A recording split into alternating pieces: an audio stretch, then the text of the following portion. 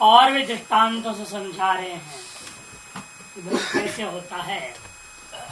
ददरा सौम्य मत्स्यमानस्य योनिमा स ऊर्ध्व समुदीशति तत्सर्पिर्भवते। एवमेव खलु सौम्या अन्नस्याश्यमानस्य योनिमा स ऊर्ध्व समुदीशति तन्मनो भवति। दही, हे सौम्या, दही को जब मंथन करोगे, जो उसको सूक्ष्म तत्व होता है अनिमा सा ऊर्ध्व समुदीशते, जो पहले दिख नहीं रहा था, व्याप्त हो गया था दूध के अंदर, वह मक्खन जो सूक्ष्म तत्व है दूध का, जो सार तत्व है, वो क्या होता है, ऊपर आ जाता है। तत्सर्पिर्भवति, वही बाद में घी बन जाता है। एवमेव खलु सौम्या, इसी प्रकार से सौम्या अन्नस्य श्यमानस्य, जो हम लोग खाते पीते हैं, इसका जो अनिमा, जो सारभूत सूक्ष्म तत्व है, स ऊर्ध्व समुदिशति, वह ऊपर की ओर उठ जाता है और वही मनोभवती, तन मनोभवती। भाष्य ददरा सौम्य मध्यमानस्य योनिमा अनुभाव स ऊर्ध्व समुदिशति संभूय ऊर्ध्वम नवनीत भावेन गच्छति तत्सर्पिर्भवति। इकट्ठा हो जाता है, संभूय, इसका सार जो है इकट्ठा होने लगता है, वो करके ऊपर की ओर आ जाता है। जैसे वो क्या कह दिया, नवनीत भावेन, मक्खन के रूप से प्रकट होने लगता है, वही जिसको आज पका करके आपने घी बना देते। तत्सर्पिर्भवति यथा अयम दृष्टान्त एवमेव खलु सौम्य अन्नस्य औदरादिरश्यमानस्य भुज्यमानस्य औदरीयेण अग्निना वायु सहितेन खजेनेव मध्यमानस्य योनिमा स ऊर्ध्वः समुदीशति। यथा अयम दृष्टान्त, जिस प्रकार से दृष्टांत है, एवमेव खलो, ठीक इसी प्रकार से निश्चय कर लेना है सौम्या। अन्नस्य ओदनादे, अन्न क्या, जो भात दाल वगैरह खाते हो, अश्यमानस्य भुज्यमानस्य, खाया गया है जो पदार्थ वे, औदरीयेण अग्निना वायु सहितेन, जो उदर में उत्पन्न जो अग्नि है वह अग्नि अंदर में विद्यमान वायु के साथ, उसी प्रकार जैसा खजे नहीं, वह खज कहते हैं मथनी को, मथनी खंज वो अलग है, खज अलग है, वह तो खुजली को तो कहते हैं, वो तो दूसरा शब्द है खुजली के लिए, कंडू खजनी होता है। मथनी, मथनी का जो दंड होता है, मथनी दंड, उसको कहते हैं मथनी को। वो क्या करता है, वो गर्मी पैदा करता है कि नहीं, अंदर भुर भुर होता है तो गर्मी पैदा होता है। जब भुर भुर हुआ, गर्मी पैदा हुई और साथ साथ वायु भी चला। अग्नि और वायु, इन दोनों में सहयोग के बिना अन्न अपने सार्वभौम को प्रकट नहीं कर सकता। यथा वहां पर भी मथनी जो अग्नि को प्रकट कर रहा है, गर्मी को पैदा कर रहा है, और एक विलक्षण वायु भी इसके कारण संचलित हो जाता है, वही मिल करके मक्खन को उठाया है। उसी प्रकार से यहाँ पर भी अंदर में विद्यमान अग्नि है और वायु मिल करके क्या करते हैं, इस अन्न को पक्का रस होता मन रूपी मनस तत्व को ऊपर उठाते हैं।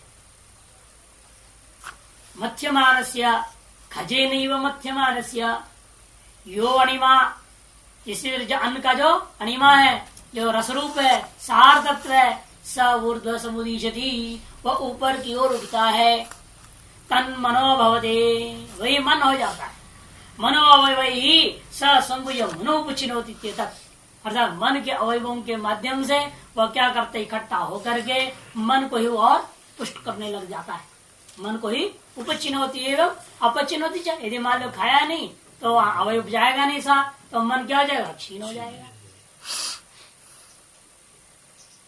इसी प्रकार जलादि में भी समझना है, जैसे अन्न में एकदम बाह्य स्थूल दृष्टांत के द्वारा आंतरिक स्थूल वस्तु को लेकर के समझा दिया। अब जल में जा रहे, अपागंसों में पीयमानानाम यो अणिमा स ऊर्ध्व समुदीशति स प्राणो भवति तेजस सौम्य श्यमानस्य मणिमा स ऊर्ध्व समुदीशति सा वाक् भवति अन्नमय स्वामी मना आपोमयं मयः प्राणस् तेजोमयी वागिति भूय मा भगवान विज्ञापयत्रिति तथा स्वमेति होवाच। अपाम समय पीयमानानाम, जो पिए जाने वाले जितने जल रूपा पदार्थ है, जलीय पदार्थ, उसका भी जो सार तत्व है, कार्यभूता रसभूता तत्व है स ऊर्ध्व समुदिशति, वह भी अपने सूक्ष्म तत्व जो उसका ऊपर की ओर उठ जाता है उसी प्रकार, और वह प्राण रूप धारण कर लेता है।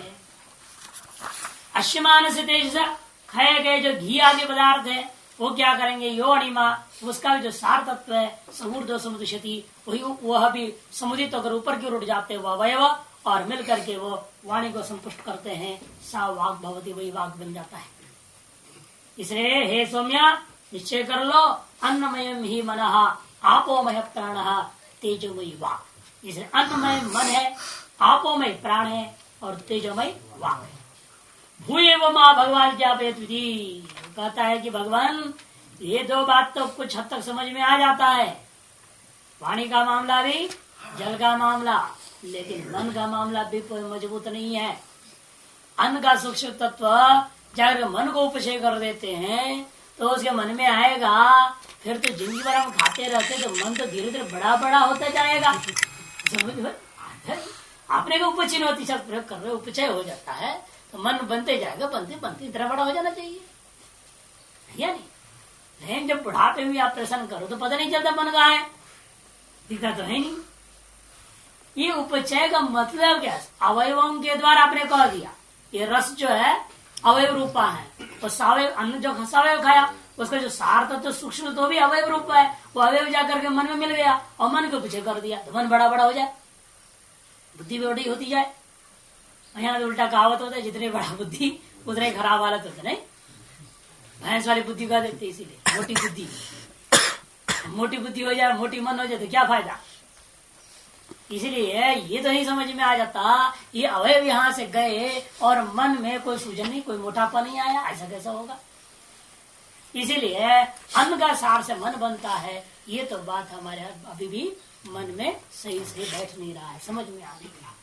अतएव कहता है मुझे और अच्छी तरह से समझाइए ये कैसा हो सकता है। तब एक ही रास्ता उसको प्रैक्टिकल कराएंगे, वही रास्ता ही प्रयोगात्मक व्यवहार करनी पड़ेगी, तभी उसको समझ में आएगा ये बात। क्योंकि सूक्ष्म है ना, वो इतना सूक्ष्म तत्व है, उससे उपचय का मतलब है कि मोटा होते जाएगा। जैसे आप कितने भी परमाणु को डालते रहिए, परमाणु साहब अवयव ही है, दोनों का अवयव है, और परमाणु स्वयं भी छोटे कण है, और उनको मिलाते जाओ, कितना मिलाओगे आप?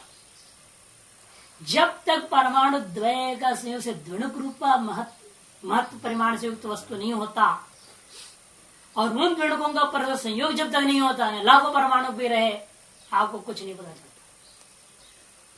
जैसे अब यहाँ इस आकाश मंडल में कौन सा परमाणु नहीं है? वायवीय परमाणु है, जलीय परमाणु भी है ना, तेजस परमाणु भी है और पार्थिव परमाणु भी, खरबों की संख्या में है, गिनी नहीं सकता कोई, इतनी है, फिर भी आपको नहीं रोक रहे, आप तो आराम से आते हैं, पर हो जाते हो। कैसे हो जाते हो? परमाणु को धक्का देके चल देते हो क्या?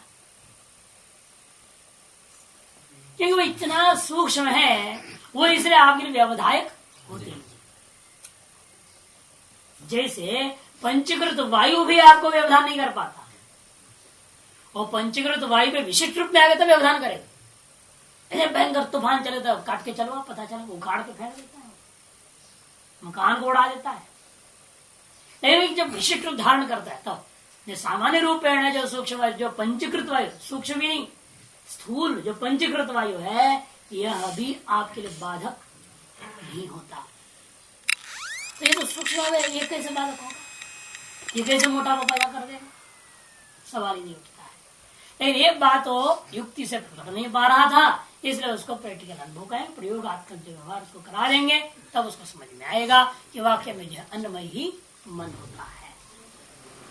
भाष्य देखिए, तथा अपांसों में पीयमानानाम, जो पिए जाने वाले दूध है, जल है, शरबत है, कोको कोला है, पेप्सी कोला वगैरह, यो अणिमा, उन सबका भी जो सार तत्व है, जो सूक्ष्म तत्व है, स ऊर्ध्व, यहाँ पे वही समझना, जाठराग्नि और जठर में विद्यमान जो आपका वायु, ये दोनों मिल करके उसको बढ़िया ढंग से पकाते हैं, पकाकर सूक्ष्म तत्व को उससे अलग कर देते हैं। स ऊर्ध्व समुच्यति, वह सूक्ष्म ऊपर की ओर उठता है तो वही प्राण बनता है। सब प्राणो भवती थी। एवमेव खलु सौम्य तेजसो अश्यमानस्य योनिमा स ऊर्ध्व समुदीशति। इसे खाए जितने घी आदि जो घी तेल आदि पदार्थ होते हैं तेजस पदार्थ वह भी इसी प्रकार से जठराग्नि और त्रस्त वायु के माध्यम से सम्मिश्र परिपक्व होकर के पकने के बाद में उसका जो सूक्ष्म तत्व उससे अलग होकर के वो भी सब ऊर्ध्व समुदिशति समुदित होकर सारे सूक्ष्म वायु ऊपर की ओर उठ जाते हैं। सा वाक् भवति वह वाणी हो जाती है। अब ऐसे इसमें बहुत सारे दृष्टांत है जो सूक्ष्म होने के बाद देखो ऊपर उठते। वही लकड़ी था, अग्नि जलाया आपने, धूम क्या हुआ, ऊपर उठ गया। जल उबालते हैं जो सूक्ष्म होने लगता है तो वाष्प बन उड़ जाता है। ऐसे आप बहुत सारे दृष्टांत ढूंढ सकते हैं जो कि आपके अंदर से निकलता हो और ऊपर की उड़ जाता है। आप अपने अंदर में विद्यमान एक स्थूल वायु होता है जिसका नाम अपान वायु, जब उसे छोड़ते हो कहाँ जाएगा, नीचे जाता है कि ऊपर जाता है, वही ऊपर उठ जाता है। तो ये सब तो कार्यभूत होता हुआ स्थूल होते हुए हम देखते हैं क्या, इनकी अवस्था को परिणाम अवस्था में एक विशेष परिणाम को जब लाओगे अपने आप वो ऊपर उठने लगता है। लकड़ी में धूम की एक अवस्था है या नहीं, अग्नि की एक अवस्था है, धूम की अवस्था है, इस समय भी है वहां। लेकिन जब जलाओगे अग्नि भी स्पष्ट अभिव्यक्त और प्रकट होने लगता है और धूम भी अपना जो एक स्थूल अभिभूत अवस्था में था वो अभिव्यक्त अवस्था को प्राप्त होते ही वो ऊपर उठने लगता है। इस तरह सैकड़ों दृष्टांत आप बना लो जिसमें जो है सारे सूक्ष्म तत्व, जबकि स्थूल में भी आप दृष्टांत जब दे सकते हैं तो सूक्ष्म में तो कहना ही क्या है, वो अवश्य ही वो ऊपर उठेगा, नीचे तो जाएगा ही नहीं। और जितने भी आपने दृष्टांत पहले दिया वो सब अत्यंत स्थूल थे जो नीचे जाता है। जैसे मूत्र लिया, शौच लिया, पुरुष, वो सब क्या है, अत्यंत स्थूल है, वो तो बिल्कुल नीचे चले जाता। और बाकी जितने भी आप देखते सूक्ष्म है वो सब ऊपर ही उठते हैं। अतएव इसमें कोई संशय नहीं है, इन सब का प्राण रूप भाग रूप हो जाता है। जो सार तत्व वह अन्नमय सौम्य मन आपोमय प्राण तेजोमय वागिधि युक्तम एवं मया उत्तम। इसलिए मेरे द्वारा जो पूर्व में उपदेश दिया गया था जिसको तुम्हें सम्यक प्रकार से नहीं समझ पाए थे वह युक्त ही है। क्या कि अन्नमय मन होता है, आपोमय प्राण होता है, तेजोमय वाग है। तेज विप्राय अतो अतेजस एक सर्वम एवं अतो इस अभिप्राय से उन्होंने कहा जाता है अब तेजस और स्तु एक सर्वम एवं अब और तेज के जो वाक्यों में भी पूर्ववर्ती जितना भी बात कही गई सबको ग्रहण करना होगा। मनस्तु कौन करे बात, सर्वम एवं अस्तु कौन गया, ये श्वेत केतु बोल रहा है, उन्होंने कह दिया इत्यभिप्रायो, इस उस अभिप्राय को मया उक्तम युक्तम एवं इति, मया उक्तम युक्तम एवं इति, ऐसे गुरु बुता पिता ने कहकर मौन हो गए। तब वो शिष्य बुता जो पुत्र है वो कहता है उनके अभिप्राय को जाना तो अभिप्राय ज्ञात्वा अब तेजसोस्तु एक सर्वमेव वस्तु। आपने जो जल के बारे में तेज के बारे में कहा वो तो मेरे दिमाग में बिल्कुल समझ में आ रहा है, बिल्कुल आपने जो समझाया दृष्टांतों से बिल्कुल सही है, हम स्वीकार करते हैं। मनस्तो अन्नमयम इत्यत्र नैकांत मम निश्चयो जातो। नहीं, ये मन के बारे में जो आप कह रहे हो मेरे को इस विषय में एकांत रूपेण माने अव्यभिचारी रूपेण निश्चय नहीं हो पा रहा है। अतः भूय एव मा भगवान मनस अन्नमयत्व दृष्टान्त विज्ञापति। इसीलिए मन के अन्नमयत्व को दृष्टांत के द्वारा और भी अधिक दृष्टांतों से समझाने का प्रयास करें। हम समझना चाहते हैं आपसे तथा सौमिति होवाच पिता ने कहा ठीक है भाई, अब तुम्हें केवल जबानी दृष्टांत से नहीं चलेगा, तुम कोई दृष्टांत बना देंगे। अब जबानी दृष्टांत मैंने समझ में आती नहीं तो क्या करें, आज भी कोई दृष्टांत बना दो। आप ही अपने आप को देख लो, बोलना पड़े जैसे हम लोग भी समझाते हो, आप अपने आप को देखिए ना क्या हालत में हो, कैसी वासनाएं चलती है, क्या होता है दिन में रात में स्वप्न में। नहीं, जैसे आप ही लोगों पर छोड़ देते, प्रैक्टिकल अपने आप देखो, सेल्फ एनालिसिस है कि नहीं। अपने आप का जो परीक्षण करके देखना है, अपने मन की परीक्षण करके देखो, अपने बुद्धि का परीक्षण करके देखो, अपने अहंकार का परीक्षण करके देखो, तब पता चलता है कि आप जो है कहाँ तक जा रहे हैं, कैसा चल रहा है, क्या मामला है, या नहीं। उसी तरह से यहाँ पर भी उन्होंने क्या कहा भाई, और भाई कोई दृष्टांत देते रहो 10 20 भी तो भी कहीं ना कहीं और अड़चन सोचेगा, इसीलिए इसको खुद को दृष्टांत बना दिया जाए। उन्होंने को उस चेड़ा को पुत्र को ही दृष्टांत बना दिया और कहते हैं क्या, देखिए षोडश कला स्वयं पुरुष पंचदश आहानि माँ आशी कामम अपः पिब आपो मह प्राणो न पिबत विच्छेद्यत इति। षोडश कला सौम्य पुरुष है सौम्या, 16 कलाओं वाला पुरुष होता है। पंचदश आहानि माँ आशी, इसलिए 15 दिन तक तो मत खाओ पियो, अन्य दूध पानी वगैरह सब छोड़ दो, लेकिन शुद्ध पानी पीना। ये दूध वगैरह जो विशेष होता है वो जल में पदार्थ भी छोड़ दो, किंतु कामम अपः पिब, लेकिन यथेच्छा शुद्ध जल पीते रहना। प्राण, क्यों? आपो में प्राण, क्योंकि आप में प्राण है, इसको तुमने भी स्वीकार कर लिया। संशय तुम्हारा क्या मन को लेकर के, इसे तुम्हारे को ये बात तो पक्का है कि आपो में प्राण होता है।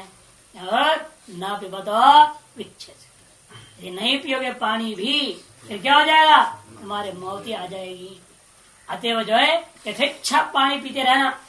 और अन्य जितने भी चीजें हैं जिससे जो है आपको स्थूल अंदर में ताकत मिलने की संभावना है, तो दूध भी पियोगे, देखने में तरल है, तो अंदर जाकर क्या होता है, वो फट करके छेना बन जाएगा, स्थूल अन्न मिल जाएगा उसको, अंदर में अन्न मिल जाएगा ना, वो ठीक नहीं। इसलिए ऐसा कोई चीज नहीं लेना, केवल शुद्ध जल पियो बस। ये आम रस तरल है, अन्न नहीं है, ऐसे ऐसे तर्क देते ना लोग। निर्जला एकादशी में खूब बढ़िया आम रस पीते डट करके, नहीं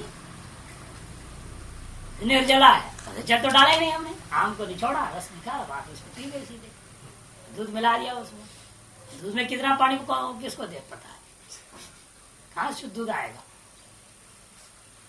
तो वो भी गलत है ना, दूध में भी पानी है, ऐसे सारी चीजें गलत है। उससे अंत में अंदर जाकर के क्या हो रहा है वो तो देखो, वो अंत में अन्न रूप धारण करेगी नहीं। अन्न में जब आपके पेट में चला जाता है, उस विकार होकर के अन्न स्वरूप स्थूल रूप हो जाता है।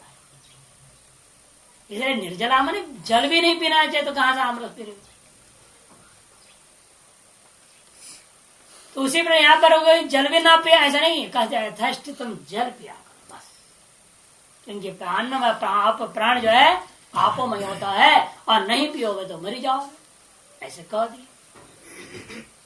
अन्न से भुक्त से अनिष्ट धातु सा मनसी शक्ति आधात सा अन्न अन्नोपचिता, वो बना उसको अन्नोपचिता मनसा शक्ति षोडशदा प्रविभज्य पुरुषस्य कलात्म निर्दिदीक्षिता। जो आदमी अन्न को खाता है उसका जो अनिष्ट भाग, जो सूक्ष्म तत्व है, जो सार तत्व है, धातु स मनसी शक्ति मया, यहाँ के देखो इसलिए कर दिया। और उपचय का तात्पर्य क्या, उसको शक्ति प्रदान करते रहिए। स शक्तिम मधात, जैसे आप जब ग्लूकोज पियो, ग्लूकोज चढ़ा देते हैं तो आदमी मोटा नहीं हो जाता है, शक्ति तो मिल गया, मोटा नहीं हुआ। उसी प्रकार शक्ति मिल जाता है। हाँ, सा अन्न उपचिता, और वह शक्ति जो है ना सामने, वह जो शक्ति है वो अन्न से ही उत्पन्न है।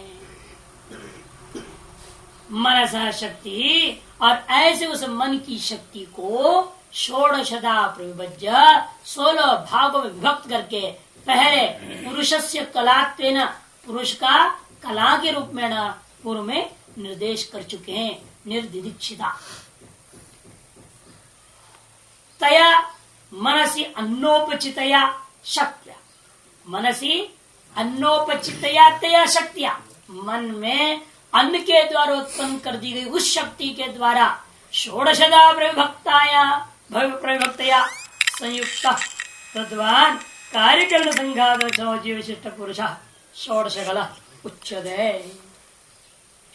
और वह शक्ति ही 16 भाग विभक्त होकर होती हुई संयुक्त होकर के जुड़ करके तद्वान कार्यकरण संघात लक्षण हो, तार शक्तिमान, यह जो कार्यकरण संघात वाला जीव से विशिष्ट पुरुष शरीर को षोडश कला उच्चते, जीव विशिष्ट पुरुष षोडश कल। इस तरह से संयुक्त कैसा जोड़ देना, प्रविभक्तया संयुक्त पुरुष षोडश कल, ऐसा अनुभव। संयुक्त जो पुरुष है, 16 विभाग विभक्त होकर के जो शक्ति से विशिष्ट पुरुष है, जीव से विशिष्ट पुरुष है, ऐसा जो कार्यकरण संघात रूपाश्चर्य दिखता है, इसी को षोडश कल पुरुष कहा जाता है। यस्याम सत्याम दृष्टा श्रोता मनता बोधा कर्ता विज्ञाता सर्व क्रिया समर्था, जिस शक्ति का रहने पर ही आप अपने आप को दृष्टा श्रोता मनता बोधा विज्ञाता इत्यादि समस्त प्रकार की क्रियाओं को करने में समर्थ मानते पुरुषो भवती। यस्याम सामर्थ्य हानि, और जिस शक्ति का हीन होने पर कमर है नहीं, भवती के बाद हिमालयन जैस्याम, और जिस शक्ति का हीन हो जाने पर सामर्थ्य का ही हानि हो जाती है। वक्ष्यति जाथा अन्यस्य आये दृष्टा इत्यादि, इसी बात को आगे में इसी चांद्र का 7, 9, 1 में वर्णन करने वाले हैं। अन्नस्य आये दृष्टा, अन्न की प्राप्ति करने के लिए ही प्राप्ति करने के पश्चात प्राप्त शक्तियों के कारण से ही हम दृष्टा आदि भाव को प्राप्त होते हैं। इत्यादि आयु ध्यान नीचे अयनम आया लाभ अस्य स्थिति आई, आई बनाया अन्नम भुक्तवान इत्यर्था, जो अन्न को खाया हुआ आदमी का नाम आई। आजी आई अलग ही शब्द होता है मराठी में, नहीं? लेकिन आई जो माल मचान में खूब छक लिया है उसका नाम आई। यावत अन्नम प्राप्य अत्ता भवति तावदेव दृष्टा इत्यादि व्यवहार से, इसे जब तक यह अन्न को प्राप्त करके खाया हुआ रहता है तब तक ही इसके सामर्थ्य रहता है कि यह दृष्टा श्रोता मंत्र इत्यादि हुआ करता है, ऐसा अन्यत्र कहा है। इसी छांदोग्य का 7वां अध्याय। सर्वस्य कार्यकरण संघात सामर्थ्य मन कृतमेव, और ये कार्यकरण के जो संघात जो प्राप्त है ना, वो वास्तव मन कृत ही है। मन हार गया तो आप हार गए, ठीक है नहीं? मन थक गया तो आदमी थक गया। इसका मतलब क्या, संपूर्ण जो कार्यकरण संघात जो आप शक्ति प्राप्त कर रहे हैं वो मन से ही प्राप्त हो रहा है, और मन निढाल हो जाता है, सब काम ठप हो जाता है। इसलिए कहते हैं संपूर्ण कार्यकरण संघात के अंदर जो सामर्थ्य दिखाई दे रहा है वो तो मन कृतम एव। क्योंकि हम कोई कह सकता है तत्त इंद्रियों की शक्ति है अपना अपना, कहते नहीं, वो इंद्रियों की शक्ति अपना अपना कहीं से कुछ नहीं आ सकता जब तक मन उनको प्रदान नहीं करता अपने वृत्ति द्वारा। मन उस इंद्र का संबंध करके संपुष्ट करता है तो काम चलता है। इसलिए आजकल जो है ना, कहा भाई ध्यान आदियों से अनेकों रोग इलाज हो जाते हैं। कैसे? क्योंकि आपके अपने मन को वहां लगाए नहीं थे, जिसे बीमारी हो रखा है। आप ध्यान बैठो, उस पर ध्यान दो, उसी जगह पर सारी मन की शक्ति वहां पहुंच जाएगी। प्राण विद्या का ही तरीका है। प्राण विद्या से क्या करते हैं कि जैसे मान कोई और आदमी बीमार है, पता लग गया उसको लखवा हो गया बाएं हाथ में।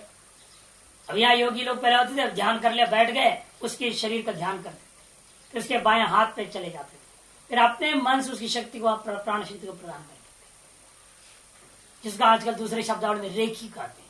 रेखी के क्या है, जो व्यापक प्राण शक्ति है, उस व्यापक प्राण शक्ति को आह्वान करते हैं। आह्वान करके उसी को तत्व स्थानों में हाथों से अनेक प्रकार से जो है वो शक्ति को ही छोड़ते, उस वहां पर सम्यक प्रकार शक्ति का संचलन हो जाता है तो खून चलेगा, सब कुछ चलेगा, अपने आप सब बीमारी दूर। ये पहले प्राण विद्या में होता था, अब प्राण विद्या जनता भूल गई, लोप हो गया। अब नया नाम से रेकी, जापान से है ना, फॉरेन रिटर्न नया नाम से। हाँ, old wine new bottle packed made in Germany डाल दिया उसको, तो क्या कहना है, भारतीय दारू है पुरानी, वो यही बना था गांव में।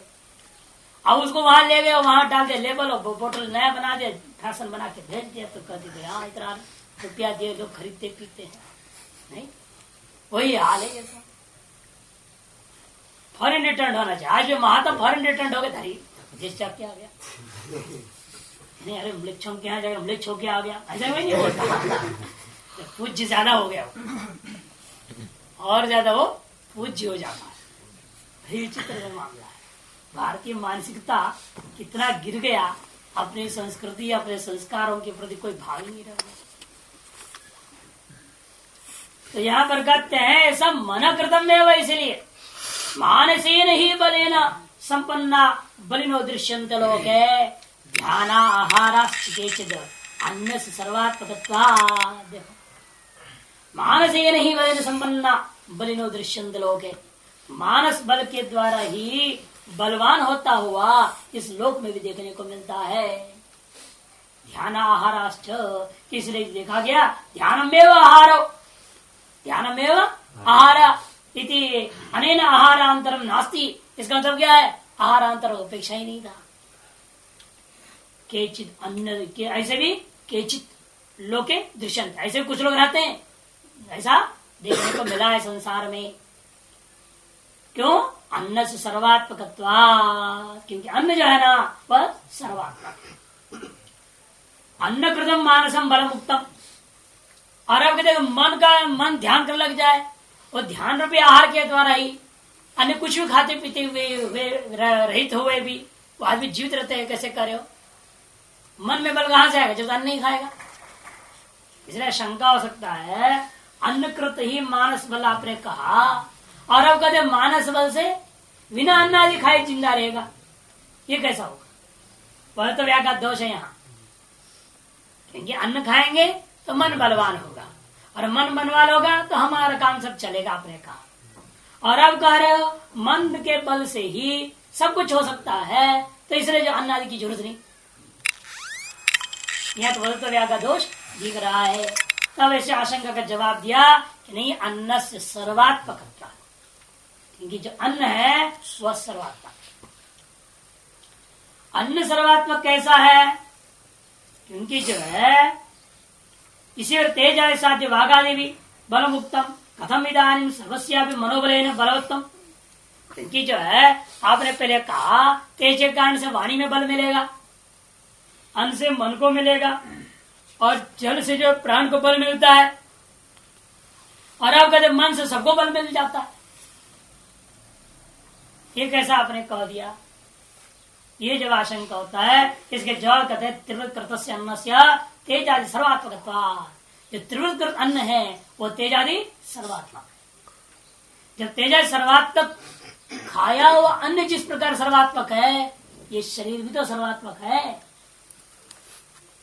इस शरीर के माध्यम से ही वह मन अपना बल को प्राप्त कर,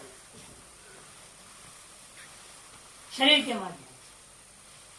जैसे आपको पहले बताया है, एक अहंकार बाबा था, बताया था ना, एक बाबा था, वो किसी देश में चला गया। पहले छोटे छोटे देश होते थे ना, बहुत छोटे छोटे, चला गया तो फिर वहां उसको भिक्षा मिली नहीं, कोई नहीं भिक्षा दिया। उसको बड़ा दुख हुआ।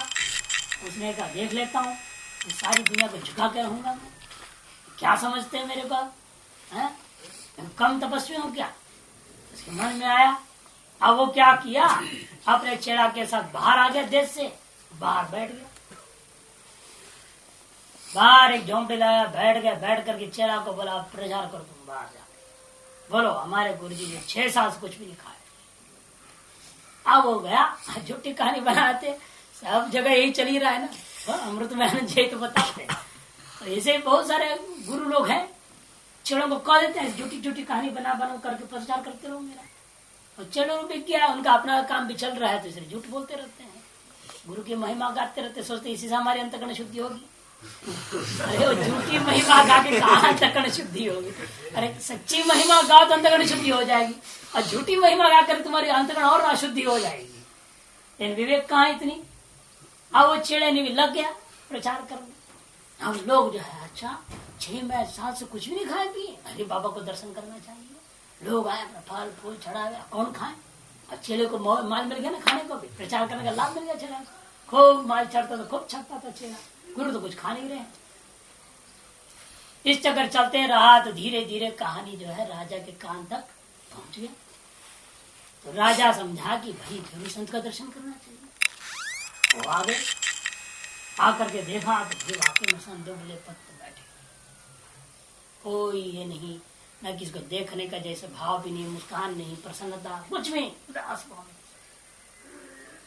देख रहे दुनिया का, हाँ इतनी दुनिया आई मेरे को दर्शन करने, अब क्या अहंकार पुष्ट हो रहा है।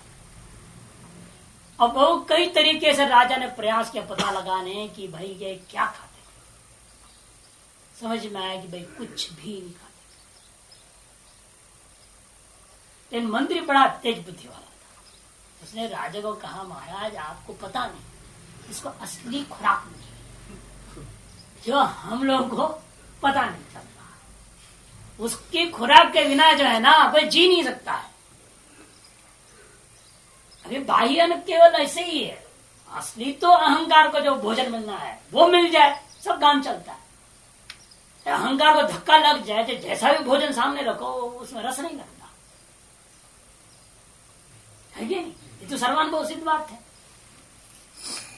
तो इसलिए कहते कि भाई उसने क्या, मंत्री ने कहा महाराज आपको पता नहीं है, वो बहुत बढ़िया भोजन पाए, बहुत पौष्टिक आहार। क्या कहते ऐसा कहूंगा तब मानोगे नहीं, प्रैक्टिकल करना पड़ेगा। ठीक है प्रयोग करो। तो सवेरे 9 से 10 बजे दर्शन देते थे लोग, ठीक है लोग जाते थे दर्शन करके आते। उसने क्या अपना भीतर में जो है किला के भीतर में आकर के मंत्री ने कहा कि भाई कल से 9 से 10 बजे दर्शन नहीं होगा, जो दर्शन के आ रहे हैं सबको सुना रहा, बिठा दिया और कह दिया कल से जो है 4 से 5 बजे शाम को दर्शन होगा। अब कौन जाए, अगला दिन कोई गया ही नहीं 9 से 10 बजे। अगर राजा और मंत्री दोनों, राजा छिप करके खड़े होकर देख रहे हैं क्या होगा, और मंत्री ने एक सैनिक को पाठ पढ़ाकर भेजा था कुछ बोलने के लिए उसी कान में, वो गया, जाग गया उधर जो है, ये दोनों बैठ छिप कर देख रहे हैं पेड़ से क्या होगा कहानी। अब वो जा करके जब वो महात्मा जी बाहर है, अब देखे हो ही नहीं, अरे क्या हो गया, घबरा गया वो। इतने में कान में फूंक दिया, जो मंत्र पढ़ाया गया था, जैसे वो बोला धैर्य से गिर गया, खत्म, मर गया। दोनों राजा मंत्री दौड़े दौड़े आए, क्या हो गया, मर गए, नवाज पकड़ा सब देखा खत्म।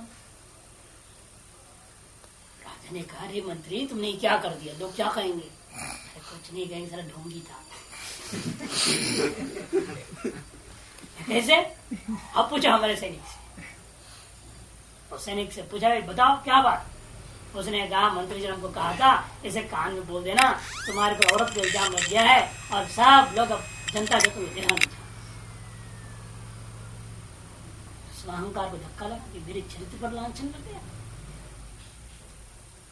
सारी दुनिया मेरे को बस किसी ने हवा उड़ा दी, इतने में मान लिया इस बात को कि मैं इतना नीच हूं। बस वो अहंकार को जब चोट पड़ा तब राजा को कहता क्यों मंत्री इसके अहंकार कितना था, इसके लिए इतने लाख लोग मेरे को देख रहे हैं, एक भिक्षा नहीं दिया था कभी इन लोगों ने, और आज जो है सारी दुनिया मेरे सामने चढ़ने लगती। ये अहंकार जो है ना उसकी पुष्टि जो हो रही थी इसलिए तो इनकी आयु बढ़ती है, और जहां अहंकार ठप हो गए तो मामला समाप्त हो जाए। कोई जो है किसी मंडलेश्वर को बुला और जूते की माला पहना पब्लिक में, वही हार्ट अटैक हो जाए, हार्ट अटैक हो जाए, जिंदा नहीं रह। ये लोग फूल की माला चढ़ाते ना इसलिए तौंस बढ़ती जाती है, इनका पेट बढ़ता है, इनकी आयु बढ़ती है। सारा बुढ़े 90 साल के होते हैं, जवान कहते कोई योग्य अधिकारी नहीं मिलता, उत्तराधिकारी योग्य नहीं मिलता इन लोग। क्यों, माला चढ़ रहा है ना, माला रोज रोज पढ़ रहे हैं, 4-6 तिलक चढ़ाए जा रहे हैं, जो पैर पड़ रहे हैं, साष्टांग दंडवत हो रहा है, वो अहंकार से तगड़े होते हैं। ये संसार देख रहे हैं, ये वास्तव में अहंकार का सारा खेल है। इसे अहंकार बलवान है तो खाने पीने क्या करें, उसके अहंकार पुष्ट होती रहनी चाहिए। फिर देखिए वो न भूख लगता है न प्यास लगता है, धड़ाधड़ भाषणबाजी करने में लगा हुआ रहता है। अभी ताली बजा महाराज बस करो बोलते हैं और तुरंत उसके डाउन देते एकदम बैठे ठंडा पड़ जाता है मिनट पर। यदि कोई कह दे बस महाराज ताली बजा दो उससे सिग्नल कर दे बस खत्म कर दो खत्म कर फेल हो जाता है।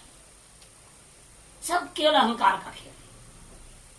इसलिए कह रहे हैं यहाँ कि ये आत्मा जो है जो कहा गया वो बिल्कुल सही है, लेकिन उसको समझ में ये बात नहीं आता है कैसा हो सकता है। अतो अन्न कृतम मानसम वीर्यम षोडश कला यस्य पुरुष स्वयं षोडश कला पुरुष।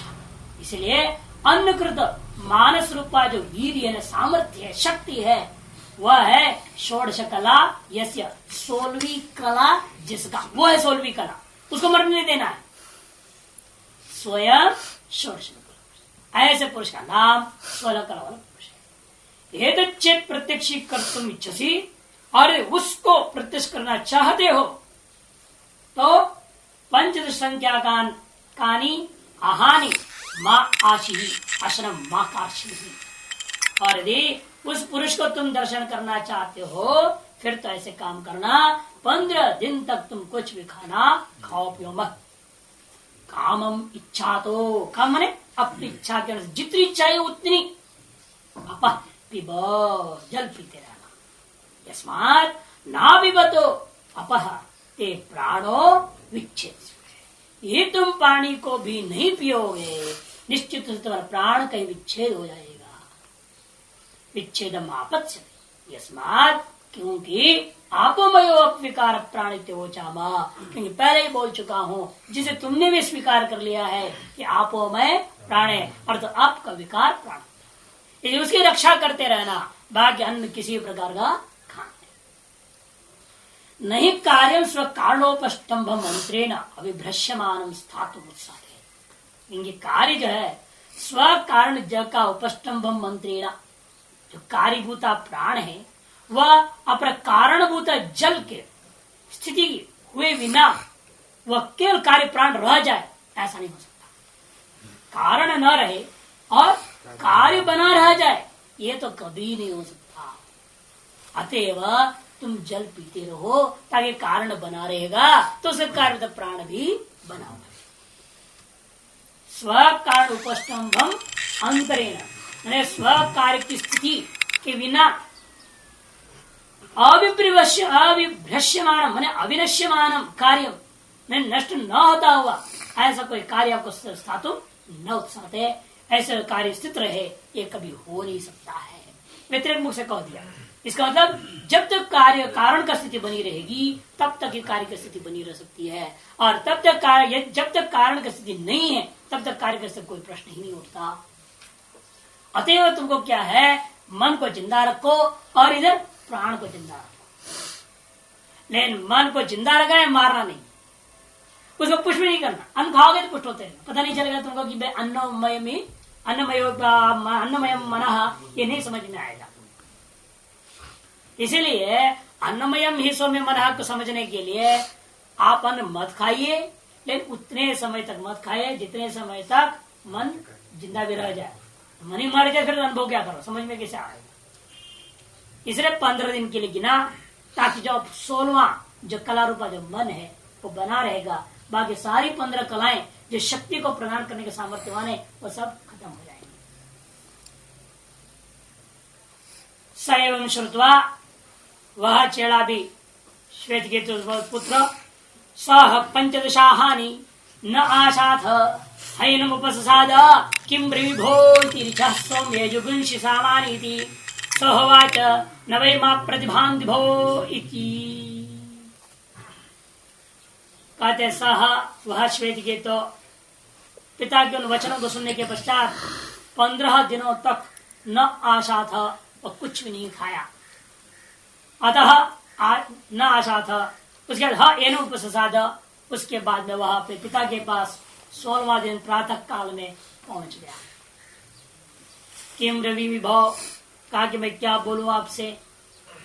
अपने पिता के पास जाकर कहा उसने पिताजी क्या कहूं मैं बताइए।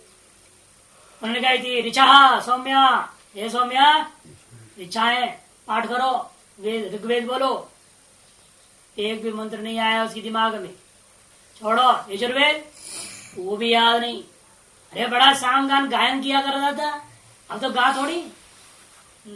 सामानी थी सौवाच, ओ श्वेत केतु बोलने लगा, नवै मा प्रतिभांति भवति। ये पूज्य भगवान, इनमें से एक भी बात है, कोई भी चीज याद ही नहीं आ रही, क्या बोलो, कुछ भी याद नहीं, विस्मृति सब कुछ हो। इसे बीमारी वगैरह के बाद क्या हो जाता है आदमी का, बहुत कुछ स्मृति हो जाती। शक्ति जितना क्षीण हो जाए उतनी स्मृति शक्ति क्षीण होती जाती है। जितना जितना ब्रह्मचर्य आप क्षय होते जाता है, उतना उतना ही आपकी स्मृति शक्ति कम होते जाता है। इसे ब्रह्मचर्य का पालन कहा गया है स्मृति शक्ति को बढ़ाने के लिए। जितना दवाइयां खाओ, लेकिन जो नीचे से लीक होते रहे तो फायदा है। टैंक भर रहे हो और नल वहां पर जो वाशर खराब हो रखा है, नहीं, नल के वाशर खराब हो और टैंक भरते से क्या फायदा है, जाते रहेगा नीचे से, या नहीं। इसलिए पहले वाशर बदलो, ठीक करो, नल हो, लीक बंद हो जाए, तब जब ऊपर से टैंक भरोगे तो वो टिकेगा। उसी प्रकार से यहाँ पर जितना भी हम टेबलेटें खाएं, दवाइयां खाएं और जो है अन्य चीजें खाएं, दुनिया भर की चीजें, ये सोचे कि हम ब्रह्मचर्य में रहेंगे, वीर मजबूत रहेगा, नहीं हो सकता। जब तक इंद्रिय संयम नहीं है और मन का संयम नहीं। जागृत काल में इंद्रिय संयम बना भी लोगे, मन को मार भी दोगे, इन वासना तत्संबंधी जब तक क्षय नहीं होता तब तक मन को नहीं मार सकोगे। जब तक तब तक स्वप्न दोष होते रहेगा और स्वप्न में आके गड़बड़ करते रहे, क्या करोगे वासनाओं में। जागृत में रोक भी लिया आपने जबरदस्ती, क्या फायदा होगा, स्वप्न में जाके खराब कर देता है। इसलिए वासना क्षय के लिए पूरा प्रयास करना पड़ता है। काम वासना कम से कम क्षय हो जाए पहले, तो बाकी सब अपने आप काम हो जाएगा। उससे ब्रह्मचर्य स्थिर हो जाएगा। ब्रह्मचर्य स्थिर होने में सारी शक्ति संपन्न हो जाएगी, सारी शक्तियां संपन्न, स्मृति शक्ति बढ़ेगा, सब कुछ बढ़ेगा, अपने आप वैराग्य भी सही हो जाएगा, सब कुछ सही हो जाएगा। इसलिए योग में सभी जगह दर्शनकारों ने मूल जड़ साधना का बताया ब्रह्मचर्य, वो पक्का होना चाहिए। वो चाहे जैसा कर सको, जो उपासना करना पड़ जाए, जो मंत्र जब तब करनी पड़ जाए, करनी चाहिए, वो ठीक हो जाए, सब कुछ अपने आप हो जाए। इसलिए यहाँ कह रहे देखो कि वो जो शक्ति क्षीण क्यों हुई, जब खाया पिया ही नहीं तो सारा शक्ति उसका क्षीण। सह एवं श्रुत्वा मनसो अन्नमयत्व प्रत्यक्षी कर तुम, मन की अन्नमयत्व को प्रत्यक्ष करने की इच्छा से उसने क्या किया, प्रतिकर्तुम इच्छन पंचदशानि न आशा, मैंने अशनम न कृतवान, उसने बिल्कुल नहीं खाया। अथ आशा, अथ पदछेद, इसे अथ और 16वां दिन, उसके अनंतर षोडश 16वें प्रातः काल में एनम पितरों उपससाद, अपने पिता के पास पहुंच गया। उपगतवान उपगम्य च उवाच, पहुंच करके इन वचनों को कहा, किम रवि भो, हे पूज्य गुरु एवं पिता, बताइए मैं आपको क्या सुनाऊं आज और इस समय। पिता ने कहा, ऋचस्व में युष सामन ऋग्वेद यजुर्वेद सामवेद जो तुम्हें आवेगा वही तुम्हें सुना दो। एवं मुक्त पिता, जब ऐसे पिता की तरफ कह दिया गया तब वो कहने लगा, नवई माम ऋगादीनी प्रतिभांति, ये ऋक आदि जो है ये कोई भी चीज मेरे को इस समय बुद्धि में प्रतिभाषित नहीं हो रहा है। मम मनसि न दृश्यम दे, मेरे मन में कुछ भी नहीं दिखाई दे रहा है, सूझ ही नहीं है, अंधकार से छा गया। इत्यर्थो हे भो भगवन्निति, हे भो भगवान, हे भो मने भगवान पूज्य, कोई भी पदार्थ इस समय मेरा मन में दिखाई नहीं दे रहा है थी। ऐसे जब कहा, एवं मुक्तवंतम प्रदीपिता आहा, ऐसे जब उसने कहा श्वेत केतु पुत्र शिष्य ने, तब पिता और गुरु ने कहा, एक काम करो, अभी देखो बड़ा सुंदर दृष्टांत ढूंढे हैं, आग जलाओगे, एक छोटा सा भी यदि आग रह जाए उसे थोड़ा सा ऊपर ऊपर घास डालिए, सूखा करके फूंकिए, आग थोड़ा बड़ा होएगा, फिर छोटे छोटे लकड़ी रखी है, एकदम बड़ा लकड़ी रख दब जाए, खत्म हो जाए। तो जिस प्रकार से तुम धीरे धीरे धीरे छोटा सा एक अंगारे को विशाल अग्नि की तरफ प्रकट कर डालते हो, उसी प्रकार से अब तेरा बचा उस एक कला को धीरे धीरे आधान करते जाओ, इसमें थोड़ा थोड़ा शक्ति और उपचय करते जाओ, थोड़ा थोड़ा खाना शुरू करो, धीरे धीरे धीरे क्या हो जाएगा, महान शक्तिमान तुम भी हो जाओगे। सारा वेद तुमको वापस स्मृति में आ जाएगी, सब कुछ ज्ञान संपन्न हो सकते हो। तगंहोवाच यथा सौम्य महतोऽभ्याहित सेको अंगार कद्योत मात्र परिशिष्ट स्यात् तेन ततोऽपि न बहुदेत् एवं सौम्यते षोडशानां कलानाम् एका कलातिशिष्टा स्यात् तयैतत् तर्हि वेदान्नानुभवस्यि अशान अथ मे विज्ञास्यसीति। तगंहोवाच तम प्रति, तम मने श्वेतकेतुं प्रति पिता उवाच हे सौम्य यथा महतोऽप्याहित सेको अंगार खद्योत मात्र, जैसे महान अग्नि था वो बच करके अंत में एक खद्योत के बराबर छोटा सा अंगारा रह गया, और उस अंगार की इतनी ताकत नहीं होती वो अपने से छोटी भी कोई चीज को जला सके, अपने बराबर चीज नहीं जला सकता, अपने से छोटा चीज को जलाने में समर्थ नहीं होता। कोई चीज को छू दो तो लगता वही काला हो जाए, वही जलना ही बंद हो जाएगा, भैया।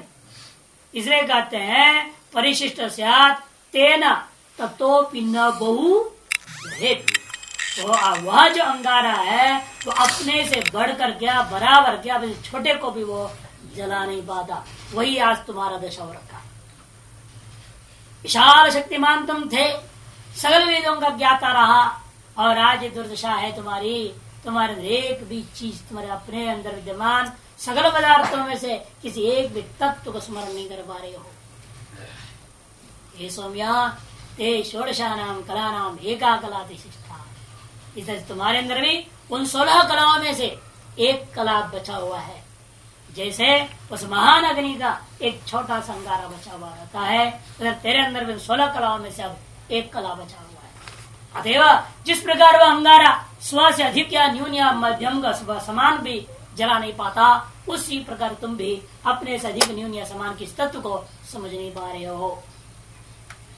तया एक तभी वेदा नानुभवसी, और उस एक कला के माध्यम से तुम इस समय वेदों को स्मरण नहीं कर पा रहे हो। आशान, अब जाओ दोबारा खाना खाओ पियो धीरे धीरे, अथ में विज्ञास्यसि थी, उसके बाद तुमको मैंने जो बात कहा था अन्नमय में सुन मना, वो तुमको अपने आप अनुभव में आ जाएगा।